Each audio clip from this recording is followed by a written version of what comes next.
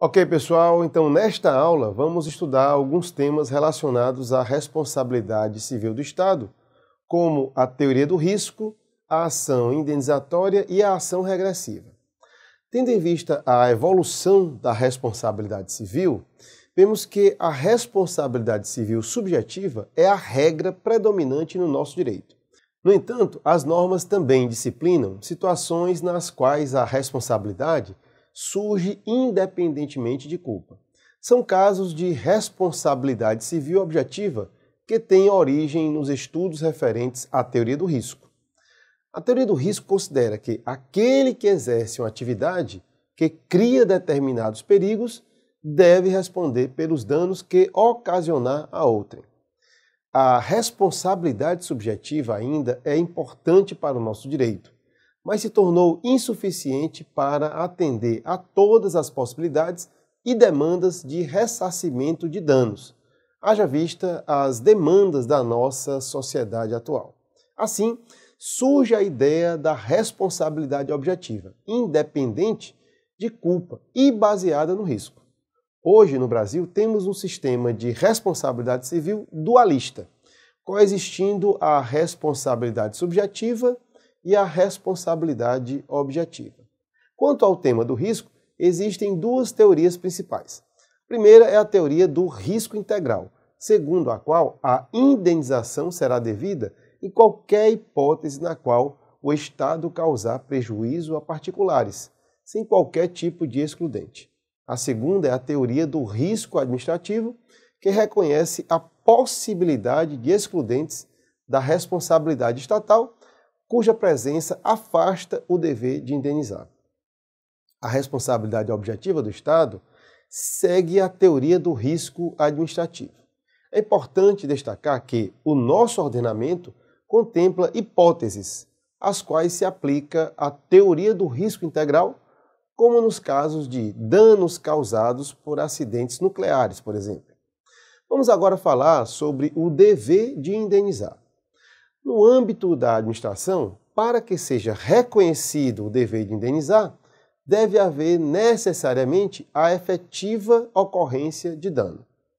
Para que o dano seja considerado indenizável, deverá simultaneamente ser anormal, ultrapassando os inconvenientes esperados da vida em sociedade e específico, alcançando destinatários determinados. Então, professor, considerando todas essas informações, podemos concluir que o dano surge em razão de um ato ilícito cometido pela administração? Atenção a esse detalhe. O que a norma estabelece é que, quando uma pessoa, dolosa ou culposamente, causa prejuízo a outrem, fica obrigado a reparar o dano. Não se discute a licitude do ato que causou o prejuízo, pois esta é uma questão irrelevante. Assim, é possível que o dano causado pelos agentes públicos decorra também de ato lícito, sendo suficiente para configurá-lo que o dano seja anormal e específico, originado da ação ou omissão do agente público. Vamos finalizar a nossa apresentação de hoje tratando brevemente de duas ações presentes no âmbito da responsabilidade civil estatal: a ação indenizatória e a ação regressiva. Bom, a lesão patrimonial sofrida em decorrência da ação ou omissão estatal dá direito à reparação, que poderá ser pedida tanto na esfera administrativa quanto na judicial, por meio da propositura da correspondente ação indenizatória. A ação indenizatória, também chamada de ressarcitória ou reparatória, é uma forma de ação específica para a busca de indenização, ressarcimento ou reparação por atos de terceiros, neste caso, da própria administração.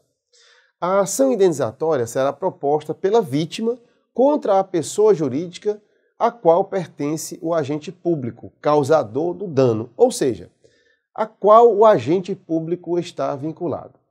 Há certa controvérsia doutrinária acerca de seu prazo prescricional. A regra geral é a de que a pretensão de reparação civil prescreve em 3 anos contados da ocorrência do evento danoso. No entanto, o STJ entende que deverá ser aplicado o prazo de 5 anos para as ações indenizatórias propostas contra o Estado. Vamos agora tratar da ação regressiva. Bom, conforme vimos, o Estado responde pelos danos causados por seus agentes. Portanto, o particular prejudicado deverá ou poderá ingressar com uma ação diretamente contra a pessoa jurídica para que obtenha a correspondente indenização. Pergunta: então o agente público fica imune à responsabilização? Negativo. A própria Constituição determina que, caso o agente tenha causado o dano de forma dolosa ou culposa, deverá ressarcir o poder público mediante uma ação regressiva.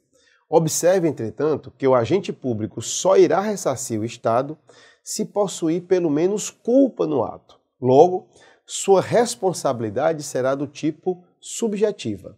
A finalidade da ação regressiva é apurar a responsabilidade pessoal do agente público e tem como pressuposto a condenação do Estado na ação indenizatória proposta pela vítima.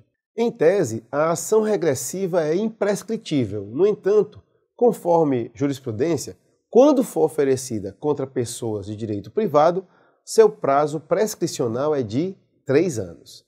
E aqui concluímos essa nossa aula. Lembrando que você deve complementar os estudos que nós tratamos aqui nessa videoaula com o material disponível em sua área do aluno em forma de e-book. Nos vemos no nosso próximo encontro. Um abraço e até lá!